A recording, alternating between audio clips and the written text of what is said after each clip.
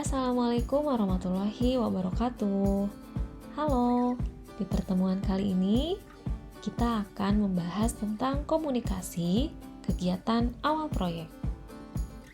Bahasannya terdiri dari yang pertama, komunikasi dalam tahap awal proyek, yang kedua, konsep komunikasi, yang ketiga, komunikasi dalam proyek ICT, yang keempat, produk apa yang dibutuhkan klien, yang kelima, apa yang harus dilakukan ketika FGD, yang keenam, sepakati produk ideal, dan terakhir, penutup. Kita akan mulai dari bahasan 1 mengenai komunikasi dalam tahap awal proyek. Salah satu aspek penting dalam proses pembuatan software adalah adanya aliran proses atau disebut dengan proses flow. Proses flow menggambarkan bagaimana framework yang terdiri dari aktivitas, tindakan, dan tugas terjadi dalam setiap aktivitas kerangka kerja yang diselenggarakan sehubungan dengan urutan dan waktu. Proses flow merupakan salah satu aspek penting dalam software proses. Proses flow terdiri dari 4. Yang pertama adalah linear process flow, yang kedua iterative process flow, yang ketiga evolutionary process flow, dan terakhir parallel process flow. Linear process flow menjalankan setiap framework activities secara berurutan dimulai dari communication hingga deployment. Kalian bisa lihat posisi communication ada di mana ya? Betul, ada di awal kegiatan. Berikutnya, iterative process flow. Dapat mengulang satu atau lebih aktivitas sebelum melaksanakan aktivitas selanjutnya. Di sini pun nampak communication ada di tahapan awal.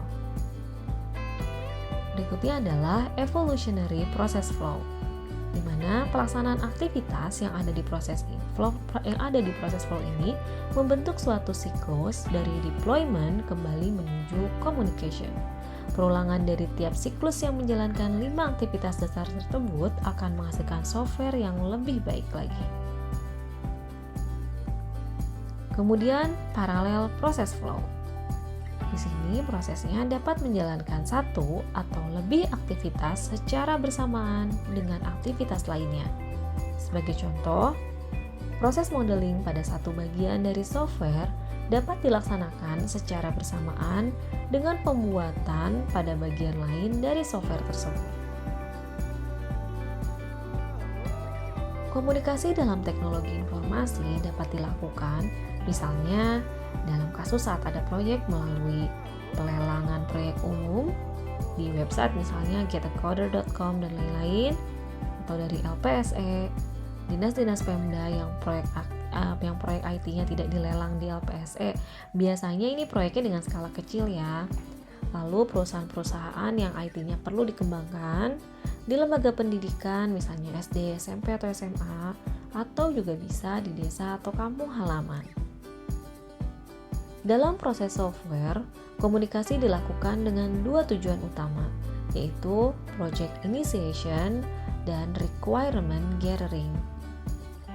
Manfaat lainnya, dengan komunikasi dapat mencapai pengertian satu sama lain, membina kepercayaan, mengordinir tindakan, merencanakan strategi, melakukan pembagian pekerjaan, dan juga berbagi rasa.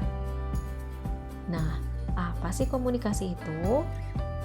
Komunikasi adalah tindakan menyampaikan pesan dari satu entitas atau kelompok ke entitas kelompok lainnya melalui penggunaan aturan tanda, simbol, dan produksi pesan yang saling dipahami. Ada 8 tahapan komunikasi.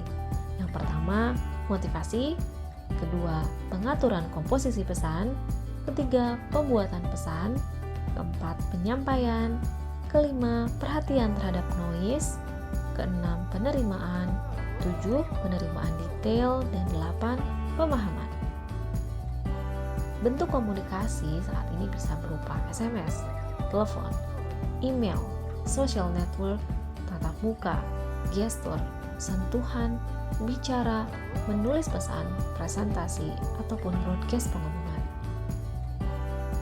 Keterampilan nonverbal dapat berupa menghadap pada pembicara, ekspresi wajah, isyarat antusias, tidak bosan dan tidak cemas, kontak mata, anggukan dan gelengan kepala, tidak melakukan hal lain juga mengurangi gangguan dari luar. Keterampilan verbal dapat berupa pemilihan kata, bahasa dan logat, kejelasan pengucapan kata-kata, volume suara, nada suara, ataupun kecepatan suara. Kemampuan efektif berkomunikasi terdiri dari yang pertama, kontak mata dan mulut yang terlihat. Yang kedua, bahasa tubuh. Yang ketiga, silent. Yang keempat, checking for understanding, memeriksa pemahaman. Yang kelima, smiling face. Yang keenam, summarizing what has been said, menyimpulkan apa yang sudah dikatakan.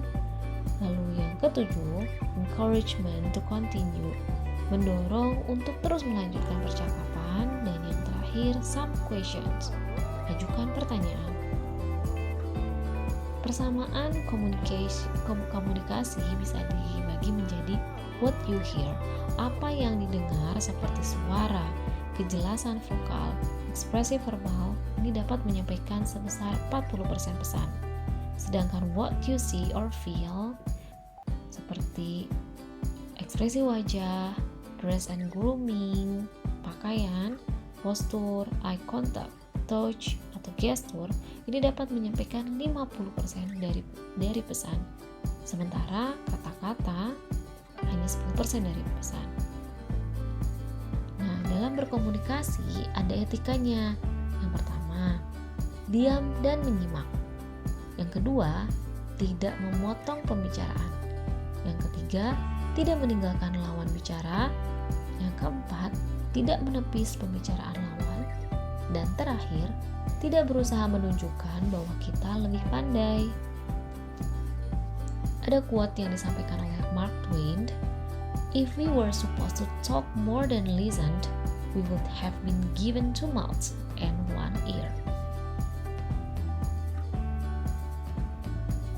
Bahasan yang ketiga adalah komunikasi dalam proyek ICT. Ancaman terbesar dalam proyek ICT itu adalah gagal berkomunikasi. Belum banyak bukti profesional IT sebagai komunikator yang baik. Riset menunjukkan bahwa profesional IT harus dapat berkomunikasi dengan efektif agar sukses dalam posisi mereka. Kemampuan verbal yang kuat adalah faktor kunci dalam pengembangan karir profesional IT. Apa saja yang perlu dilakukan? Yang pertama, mengidentifikasi semua pihak terkait. Dengan siapa sih lawan bicara Anda? Lalu merencanakan komunikasi dengan pihak terkait. Sampaikan informasi, berjuang memenuhi harapan pihak terkait, lalu terakhir pelaporan capaian proyek. Identifikasi pihak terkait dapat berupa butuh apa pihak tersebut, capai atau lampaui itu. Berikutnya adalah cari info struktur organisasi klien Anda, daftar siapa saja yang perlu dihubungi, lalu kemudian atur strategi berkomunikasi dengan beliau. Selanjutnya adalah perencanaan komunikasi. Setelah tahu strategi berkomunikasi, buat rencana komunikasi dengan beliau. Maksudnya beliau di sini adalah orang yang memegang proyeknya ya. Kapan, mana, dan informasi apa yang Anda butuhkan. Juga lengkapi dengan dokumen apa yang perlu diperoleh dari beliau. Kapan sih itu harus diperoleh? Selanjutnya adalah penyampaian informasi. Sampaikan informasi yang benar ke pihak terkait di waktu yang tepat dalam bentuk terbaik. Saat ini, manfaatkan media sosial, email, dan lain-lain. Dan selanjutnya, penyampaian informasi tidak harus selalu formal ya. Nah, selanjutnya adalah jaga harapan pihak terkait. Tiap pihak terkait punya harapan terhadap produk ICT yang dikembangkan. Jaga harapan itu sebaik-baiknya.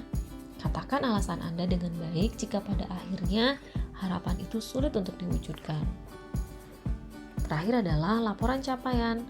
Laporan ini dilaporkan yang berisi laporan status per periode waktu, capaian saat ini, lalu prediksi capaian hingga deadline. Bahasan berikutnya adalah produk apa yang dibutuhkan klien? Layakkah produkmu ditawarkan ke klien? Pertama, lakukan evaluasi awal. Apakah produk softwaremu punya manfaat, nilai, atau berharga bagi klien? Lalu jawab pertanyaan ini, apakah berkontribusi mencapai tujuan organisasi klien? Apakah Anda bisa membuatnya dalam anggaran yang disediakan? Lalu apakah dapat diintegrasikan dengan sistem yang sudah ada di klien? Lalu ajukan juga pertanyaan-pertanyaan ini. Pada klien, tanyakan apakah web instansi, misalnya sekolah atau di satu desa, perlu disempurnakan? Apakah aplikasi web atau aplikasi Android dibutuhkan instansi? Bagaimana proses bisnis saat ini? Apakah ada masalah di sana? Apakah aplikasi web atau Android akan membantu? Apakah aplikasi baru perlu diintegrasikan dengan sistem yang sudah ada? Bagaimana aplikasi web atau Android itu akan dirawat? Sebaiknya ada atau tidak aplikasi web atau Android ini? Kumpulkan informasi ini selengkap-lengkapnya dari klien dan juga lengkapi dengan dokumen-dokumen yang dibutuhkan.